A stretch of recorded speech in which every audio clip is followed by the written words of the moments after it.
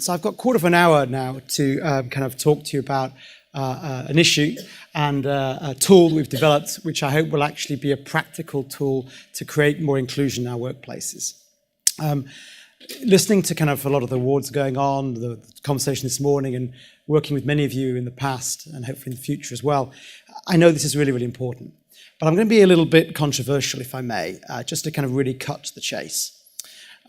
In April this year, we did some research on the gender pay gap, and we looked at the organisations in this country, many fine organisations, who had won awards for their gender work. We looked particularly at the organisations that had won Catalyst Awards, the Times Top 50 Employers for Women, and we correlated these organisations with their actual gender pay gaps. And what did we find? We found an almost perfect inverse correlation. So actually what we found is that the majority of the award winners actually had worse than average gender pay gaps. In fact, the two organisations that had won the most gender awards, HSBC and Goldman Sachs, actually had the largest gender pay gaps. So this for me was something we wanted to highlight.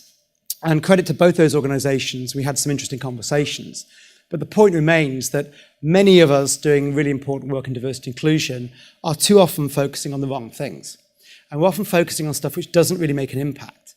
And I, for one, look at what's going on in the world right now, and I'm getting increasingly frustrated and want to actually make sure we do have impact and do make a difference in terms of, for example, pay differences or issues of equality and diversity generally. So it's with that background, really, that we wanted to focus very much on inclusion. Yes, diversity is critical. Clearly, issues of representation is significant. But so is actually projecting that, what it will look like in the future, and so is actually inclusion in terms of the behaviours that create or disempower people to actively take part in the workplace. So what I want to do is introduce you to the inclusion diagnostic, which we've developed over the last few years, which we've trialled, and I'll give you the examples of Wellcome Trust and Bank of England, where we've actually used this to measure the behaviours that are enabling minorities to take more part and leadership roles in those organisations. So if I start off basically with an example which many of you might know about, which is the blind auditions test in the orchestras. If I take you back to the 1970s, you might recall that actually all orchestras in the Western world were basically white guys. And actually in the 1970s, the Boston Pops in the United States started doing something really interesting, which was they started interviewing musicians behind a curtain. And it went as far as to say they actually asked people to remove their shoes, so that stereotypically, on average, women who might have wore high heels on wooden floors wouldn't be as noticed. And the only thing that was noticed was the quality of the music behind the curtain. What happened? Well, if you look at orchestras in the United States today, compared with Western Europe, those in the USA are almost gender balanced and have definitely got a lot more ethnic diversity. Those in the UK and Western Europe are still pretty much white folks.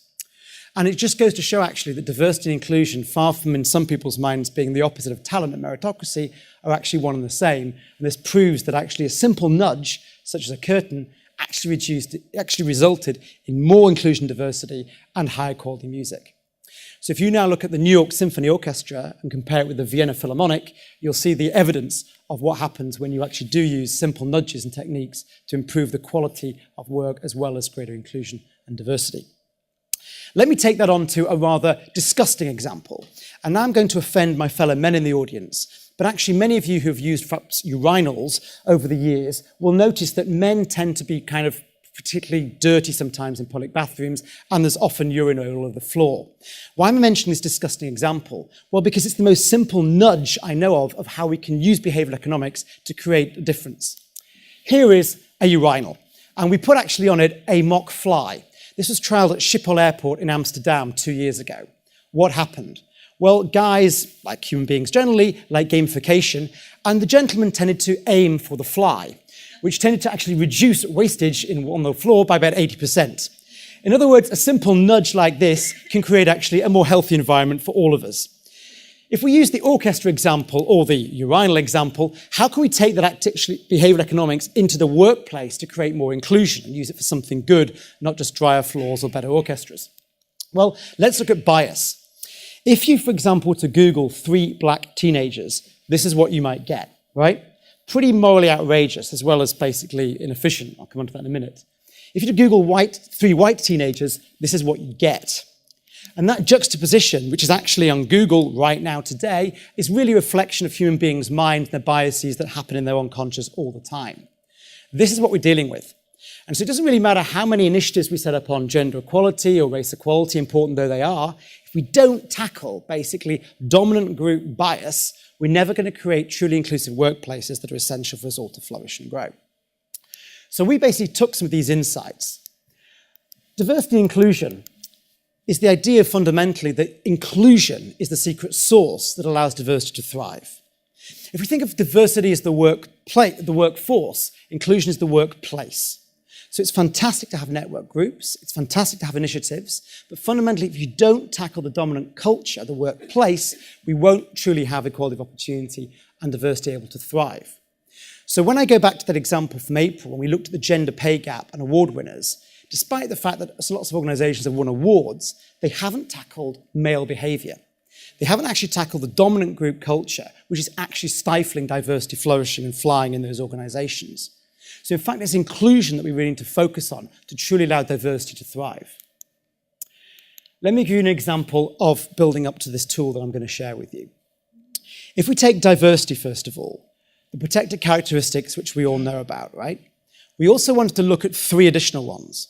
We wanted to look at socioeconomic background, class, particularly in the UK. We wanted to look at introversion and extroversion. Introverts are systematically discriminated against in boardrooms all over the UK. And we also wanted to look at cognitive diversity. Actually, that you're not doing something for women or for Black or Asian folks. You're doing something for all of us to improve the cognitive diversity available to making decisions in the boardroom. If you take, for example, the Bank of England and the chief economists, some brilliant economists in that room. But it doesn't matter how brilliant you are, you're not brilliant enough if you don't basically have people who are different from you who will help calibrate the decisions you make to get better outcomes. So we wanted to look at all these aspects of diversity and measure them. And your organisations might measure some or all of those, and that's a great starting point, right? Representation is really important. However, it's not enough. Let me be controversial again. Some of those award winners on the pay gap stuff, those who've won awards despite having large gender pay gaps, have shifted the needle in terms of female representation, which is important. But very often, they've been females that have fitted into the existing male norm that already exists. And so cognitive diversity hasn't necessarily increased that much, even though we claim the business case is what we're all about. So we took the diversity that already exists, and then we try and project it. So we worked with an airline this year where the CEO had gone public and said they wanted 30% women by 2023. When you actually looked at the numbers, there was no chance at all they were going to get anywhere near that, because fundamentally they were getting less diverse. One of the reasons KPMG got really into diversity and inclusion a few years ago was when they realized that 10 years prior, they'd been more diverse in their client base, but then they become less diverse in their client base. And actually by doing nothing, under the seeming appearance of equal opportunities, they were becoming less diverse over time. So you actually had to do something just to keep stationary, let alone get more diverse. So these projections are really, really important to actually say, if you want to increase sales, if you want to increase your P&L, if you want to do stuff from a business perspective, you have a 3-year business plan. So where actually is your 3-year business plan for diversity and inclusion? Because if you don't have one, you're never going to get there. And actually, you might be sleepwalking into less diversity over time. So there's diversity, there's projecting diversity, and then there's inclusion. Now, inclusion is what we really wanted to measure. We basically want to say, what specific behaviours does the organisation practice that are making it less inclusive? For example, in some of our surveys, 81% of women reported being interrupted in meetings. 21% of men hadn't noticed. I'd only noticed, right? So it's basically the behaviours that actually limit inclusion happening and diversity thriving. What interventions can be introduced to make the organisation more inclusive? Say, for example, men just shutting up more, listening more, and rotating the chair in a meeting can be one of the most significant things you can do for inclusive decision-making in an organisation. Then we wanted to develop the diagnostic. How are we going to measure this inclusion? How are we going to measure these behaviours? And we borrowed from particular scales, particularly around psychological safety. So how safe do you feel at work? So, for example, a lot of those organisations that have increased their gender diversity, when you actually measure psychological safety, it's still pretty low. You might have increased gender representation, but women don't feel safe to actually disagree in a board meeting. Infer questions from the literature, a lot of work on microaggressions and microbehaviours, and then questions for validation that we use as well in the tool to develop this diagnostic. And what we ended up with after all this work and surveying literature over a couple of years, and seriously a lot of source data, was we ended up with 6 areas of behaviours that we wanted to measure. So, for example, we wanted to measure psychological safety. How easy is it to disagree with your boss? We wanted to measure things around transparency of pay, actually negotiating power. We wanted to measure things like how often you're interrupted in a meeting or how often your ideas are attributed to somebody else. These are real interesting measures of behaviours and inclusion which get at the culture of an organisation, which is what really, really matters in terms of creating inclusion and diversity. So we took these 6 areas of study, we made them into a tool, and we used this tool on the Bank of England and Wellcome Trust. If I first of all go through the results of the Wellcome Trust. Both of these clients are fantastic for many reasons, but one is that they have open source data, so I'm able to share this with you today. We looked, for example, at these 6 areas for micro-behaviours and transparency and psychological safety.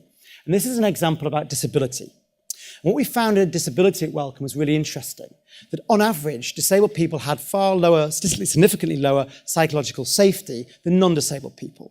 This is particularly true when it came to, for example, requesting flexible working. Here you can see actually that there was statistically significantly more fear amongst disabled people requesting flexible working than non-disabled people. So what do we do about that? Well, we decided just to make flexible working the default. That became the norm. And so one of our key recommendations was if you make flexible working the default, it removes the pressure on the minority group to request it and puts it onto the dominant group that it's the norm, and therefore you opt out rather than opt in, which is far more psychologically safe for disabled people to do than having to do the opposite. At the Bank of England, we did this survey as well with them. And we looked at, for example, again, all these measures that I've mentioned at the beginning of the presentation. But I'm going to focus on race. The sample size was such that we were able to get into some really good intersectionality and look in particular at the experience of black women. What we found was that black women across the board had a statistically significantly worse experience than white men on a range of these measures such as psychological safety. This might seem obvious to any black female colleagues in the audience and say, I could have told you that. But believe me, executives don't get this stuff. And if you can put it in a quantitative fashion that's in plain English they can understand, suddenly the penny drops. And one of the actions that we did from this was to create, for example, a sponsorship program at the Bank of England, where we paired up the senior executives, so every member of the executive committee, with black and Asian talent.